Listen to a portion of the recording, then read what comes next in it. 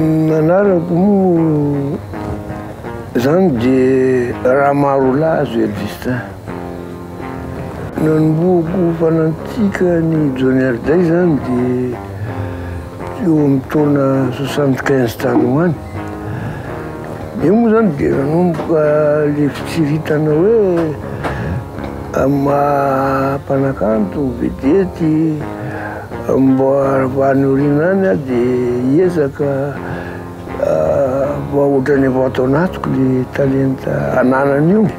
Nandeha ny santoma ohatrany mety amiko zany ao satria ohatran'le mijery olona ihany moa izy io.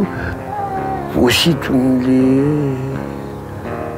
organisation de phrase zany de mitosian'le kokoa zay satria mijery amin'le vitrine karana moa mbola disque tamin'ireny karantsay to. Izy tonga le anazy amin'ny vitrine de tsy mipetraka ela fa zay tonga lany, zay tonga lany. Izy ambato misy reny zavatra rehetra reny de tena lancé international mihitsy zany Johnny Hallyday hoa. De hatreo aho de nankafia.